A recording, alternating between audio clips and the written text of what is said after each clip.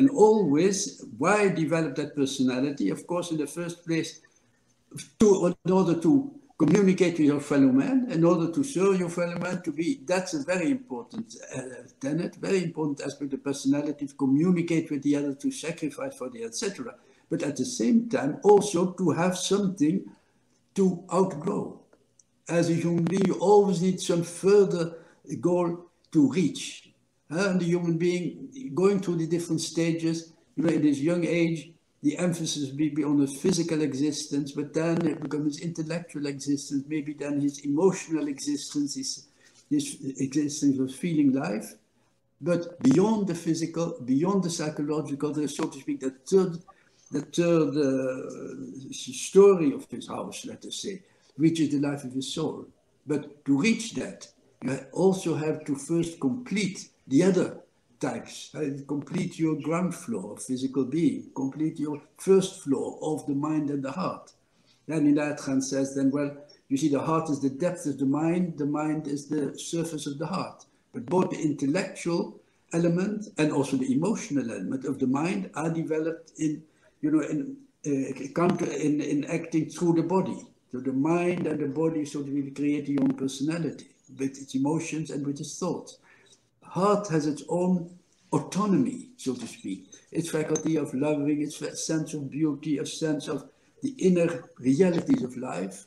And so the heart already looks in two directions. It looks to the mind, it looks to the body, but at the same time it looks to that further third story of the human being, the soul. It opens up to the life of the soul. So the completion of every stage of this life, physical, mental, the heart's life, the soul, is essential for the fulfillment of the next stage. Yeah.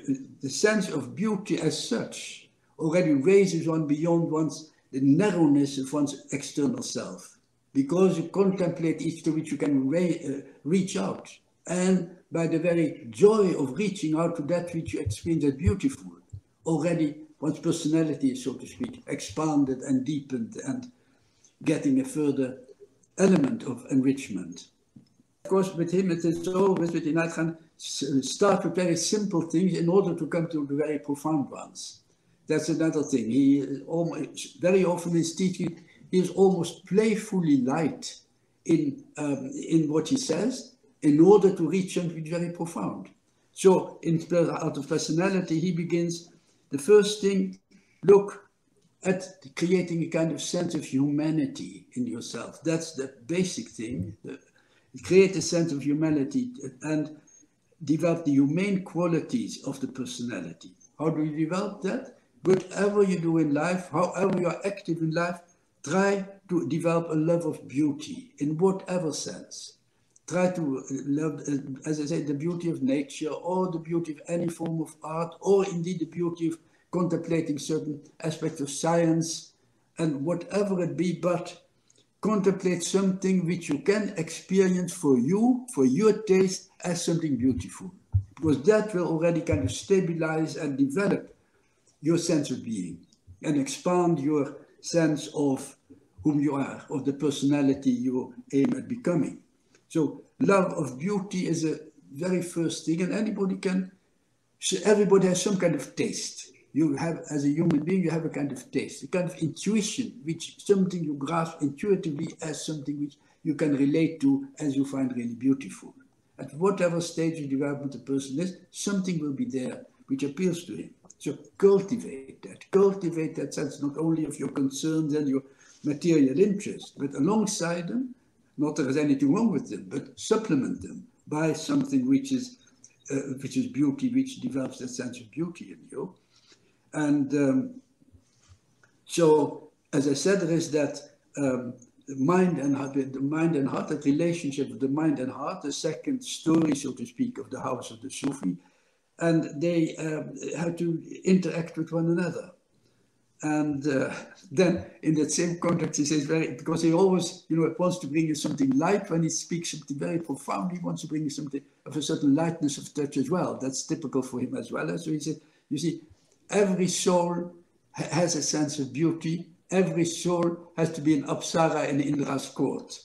And don't think that you can be a bystander, that your soul can be a bystander there. No, you have to dance as well. You have to dance to, as an Apsara in the court of India, to have that sense of beauty of divine reality. So the first thing is that sense of beauty. Then the second thing, which he finds extremely important, develop a sense of gratitude, of appreciation.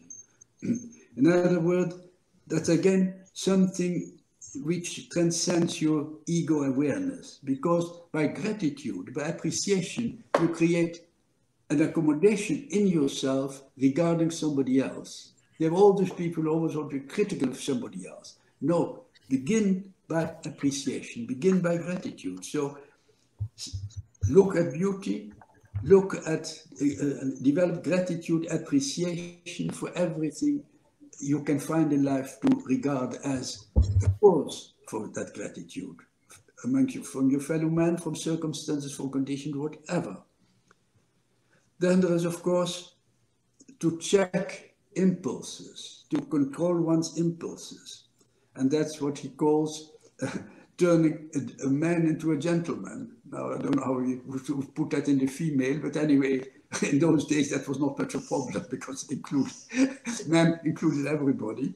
So turn man into a gentleman, because gentleness, he says, gentleness is the principal thing in the art of personality. Because that gentleness teaches you consideration for another person. And so that's what he recommends. And that section, he concludes by the words, how rightly the distinction has been made in the English language between man and gentleman.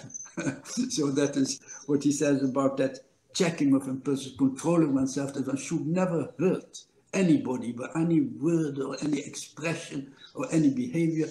Don't hurt any of your fellow men, not even those closest to you, and certainly those who are further away. Don't hurt another person. Then, of course, there are different other of these elements. One is, don't try persuasiveness. Don't try to impose your opinion, to persuade another person of your opinion. No, don't do that. It's much better to, if there is an issue of that kind, rather take back your own aspiration. Rather, do not impose your ideas on the other, but avoid persuasiveness of any kind whatsoever, even at the sacrifice of your own desires. Another thing, what he brings up then is, there is in the human being what the Sufis call kibriya. And kibriya really means vanity or pride or conceit. And then he said, well, you see, that kind of kibriya, that kind of vanity, of course, it's something which you would like to overcome. But it's at the same time something you will never overcome, because that's simply part of the human ego. The human being has that sense of vanity in it. So it is not a thing you can root out or you can change, but you can develop it. You can develop it to something that, you say, make it reincarnate as a plant of desires. So yeah, the ego, it may be the ego, but that ego is also related to the soul. It's related to the divine spark as in the human being. So you have to accommodate, to allow that kind of vanity to develop into something which is beyond pure ego satisfaction, let us say. So that's quite a subtle question, but it is something which he finds very important. Again, a thing which you find in Inayat repeatedly, even one's humility can become one's vanity. So he said, well, right. It's always there. It's always there. It's because it is that sense of I which is simply inborn in the human being and which ultimately is maybe a divine quality. But if that is so, make it a divine quality and abandon those outward kind of vanities which are really nothing more than just feathers in the air. But there is something which you have to recognize. You can never say that you have really conquered it all. You are bound as a human being to your physical and mental being, but just be aware of it and try to have that quality deepened and refined and further developed towards a sense of divine fulfillment. So that's the kind of thing he says about it. Well, then, of course, another thing, and there again you see how strongly this is focused on the development of the human personality, the breeding of the single human being. And that's why I think it's worthwhile nowadays, where all these things generally tend to be very lax in many different societies, especially here in the West, of course. Then he says, one other aspect which you need is self-respect, is dignity, but at a proper time. Again, it is something which you have to maintain. You have a certain dignity. You certainly need a certain self-respect, but again, in a proper time. Don't use that against others. Use it to harmonize with others. Use it to be one with others. Don't use it to set yourself off as from others. So to him, again, that was a very important aspect of life. And then he says, what is nobleness of character? What is nobleness of character? It's in the wide outlook. The wider the outlook of the being, that is the nobleness of the human character. Wideness and depth of the outlook. And it will be no surprise coming in this whole series of ideas of how the human personality will be developed. Another thing, he says, manners and qualities. Those manners which a person has, the qualities which he displays, which are an outcome of consideration, an outcome of that sense, how do you deal with others in a proper way, which he considers extremely important in the development of the human personality. And then of thoughtfulness and consideration, and a certain economy in expression. To have a measured mode of expression, he says, is also a form of modesty, and at the same time a way in which whatever you express becomes all the more effective. He said, as you say, that they are very much focused on the development of the human personality. As one starts to take action in life, but it is always then it's something what we would call the objectivity.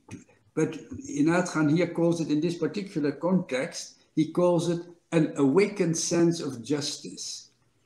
Because that's part of the human personality, to have an awakened sense of justice and the possibility to qualify things. And he says that is a way of making the soul alive. Justice means unselfishness, taking away your judgment, because you're always related, either to be kind of prejudiced about something which you don't agree with, to be prejudiced about an opinion which you don't like, etc., etc. So try to gain a sense of justice through unselfishness, and practice it upon yourself. Practice it upon yourself, that justice, that fairness, and as I say, to reach precisely what we in modern terms call objectivity. Be objective in your dealings with yourself in the very first place. And then, when you say objective in dealing with yourself, do you mean being honest with yourself about your own, faults, not just your strengths? Would that be an example? Exactly. It's that ability to be objective about yourself, to have a certain practice, the justice, to have a certain fairness, etc. And really to kind of, yes, for the sense of justice, you have to take back yourself a bit. People are unable to take themselves, they're constantly in a subjective opinion about themselves, mostly very emotional as well. And so that whole idea of being objective is not there. So that's for him a very, very important thing to be. It's very interesting you say that, because you share this quality of justice in a broader sense, because typically we think of justice today in the modern world in terms of certain social values that we stand for, that we believe in, that you should not steal somebody else's property, you should treat everybody equally regardless of race and gender. We think of that as justice. But you're saying there's another kind of just like subtler form of everyday personal intimate kind of relationship that you have with justice, which is that, are you being just? Are you being objective? Are you being balanced? Are you eliminating the the fogginess in your vision? to see things in a clear mental light. Wow, that's a really powerful rethinking, of what justice really is. And he really goes so far that he says, this is what makes the art of personality into a reality, because it's the secret of the soul's unfolding. So that's really going very far. So the secret of the soul's unfolding is, in fact, to have that sense of, well, what he calls that sense of justice, that sense of objectivity. That's really powerful, really beautiful. And of course, sooner or later, inevitably, when Inayat discusses something, you will come to music. So what does he say as another block in this series? He says, the art of personality is like the art of music. It is all ear training and voice culture. And he says, to become refined is to become musical. The inward art of refinement, the outward refinement is meaningless if it not prompted by an inner impulse towards beauty.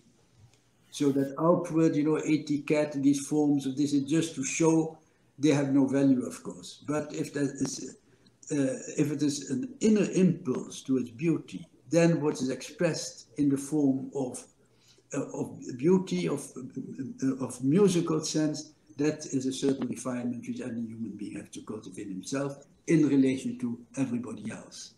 Yes, I find this really a wonderful metaphor. The idea that you're saying music and the sense of ear training you need for music. Yes. One can look at that as your relationship with life, I guess, and with your interactions with people, that, can you tune in to the particular chord that is being struck or the note that is being struck, and what is the feeling that they're going through, what is the thought they're going through, and how do you then need to respond? Is that, that's what I was gauging from that.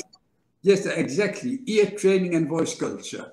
How do you perceive the other person? How do you express towards the other person? Yes. It is so beautiful. It's so beautiful. One of the things I've seen, for example, is that some of us, we get too caught up in the idea of just trying to understand what is right.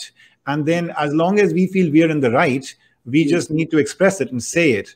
And it's a great step in the maturation of our own personality to actually recognize that our responsibility ends not just merely in knowing and saying what is right, but in knowing how to say it, when to say it, to whom to say it, how much to say it. Exactly so. He says, never throw truth on a person's head like a stone. Yeah. People who want to, they think they're right, they throw something at you as if they throw a stone at you. Well, that's not the way of being right. That always is that kind of delicacy of the having a sense of how that other person is attuned and attune into that person's mode of understanding and of acting. So for him, that's again a very important thing. And then finally, among these 11 blocks, which we mentioned in your program also, that then he says the very principal thing in the art of personality is a friendly attitude. And that again is a thing you find again and again in so many of his lectures, your attitude towards others. What is your spiritual development of your mind, of your heart, of your soul? What does all that mean, that development, if it is also to have that relationship to your fellow man? To remind, if you discover in your mystical experience something of the divine spark in the depth of your inner being, in the depth of your soul, then recognize that every human being has that divine impulse which gave him life. The divine impulse which is the origin of all human life, all existing, all manifestation, is that something of a kind of impulse which you cannot really analyze, which we see is there. There is that impulse of life, and that impulse of life in everything in manifestation is in particular, of course, present in every human being, and every human being, we call it the divine spark in the inner being of man. Realize that, and therefore, towards every person you meet, have a friendly attitude and feel about people with a friendly attitude as much as you possibly can, because there is the kind of spontaneity. There's that tendency to give to the other, one's understanding, one's fellow feeling. That, he says, is the fulfillment of this development of the human being. And then, of course, there he brings up these ideas of Dharma and Adharma, consciousness of one's obligations towards others. Your Dharma is your to others. If it is not there, then then it is Adharma. Then it is not. It has not that sense of duty which you have to have towards your fellow man. Duty, but in a very sacred sense. Of course, Dharma is, of course, it is in a very spiritual, religious sense. It is that or sacred obligation. This idea that everyone has a divine spark, and that everyone means that even those people that you feel like they don't get it, they are far removed from you in terms of their values, et cetera, et cetera. We're living in a time in society where, painfully so, there are so many divisions. And this notion that can we approach every conversation, every individual, every interaction from that place of deep faith that there is a divine spark within this person, and part of my goal is to find a way to draw it out. I just find that really, really rewarding and inspiring. There's something I was reading again in the book by Hazrat Inayat Khan on personality, as you're saying, on attitude, where he says the best opportunity that life offers is to get all the good from every person. Yes, exactly. And that opportunity is lost when you start seeing the bad side and overlooking the good. But if we saw some good, we don't have to see everything good, but if we see some good in every person, we can take it and collect it. And that is the way that we appreciate, that person, we come closer to that person, but we also become richer and richer with beauty. And in the end, that beauty so collected results in a beautiful personality. I love this idea that what he's saying is that this is not just a discipline that you have in order to respect other people and to be good to other people. Actually, it comes back to you, because when you start borrowing from the goodness in everybody, you start becoming a beautiful painting. Something like that. Is that right? Yes, exactly. I guess to establish that kind of circulation among people, even if a difficult person, just remember there must be somewhere something which you can communicate with, which you can draw out of him. And that is a kind of service to that human being as well, to the other as well. What could be a practical first step that we can take if we aspire to really advance this art of personality? Can you guide us?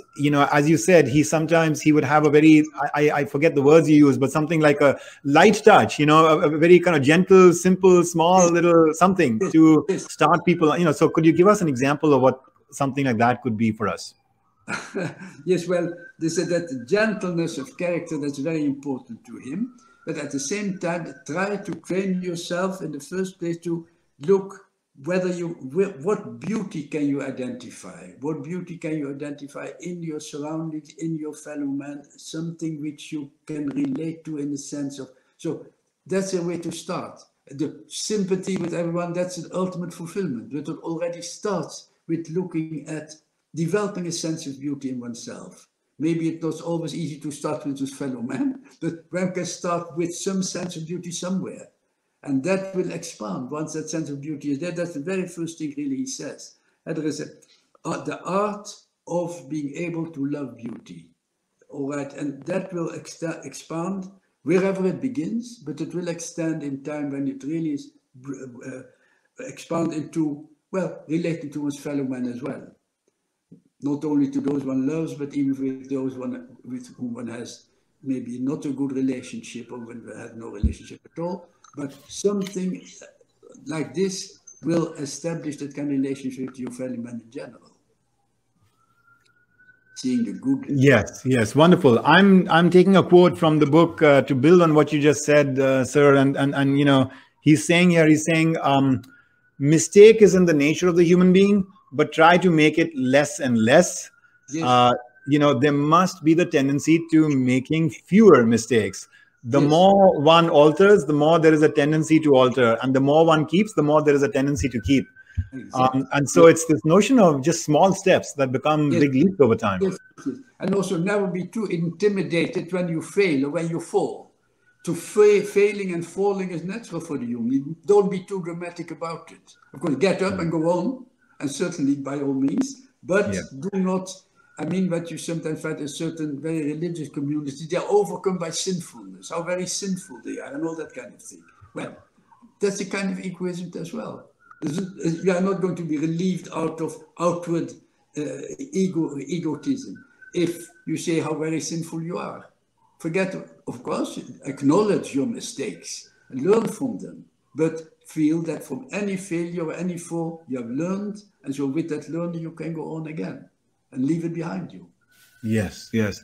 You know, there are very powerful lessons here in what you have shared, not just for our individual journey, but I'm also proposing that there are lessons here for our journey as a family, for a journey as a community, for a journey as a nation, and for a journey as an organization. Let's say if we are in business, this idea that we have an ideal point that we use as a North Star about the kind of values we want to assimilate and practice, the kind of people we want to be, the kind of culture we want to be. But we also have this very human acceptance that we are not there yet. And that we can take small steps towards getting there. And be honest with ourselves each time we fall, that we have fallen. And we will learn from this. And we will strive on.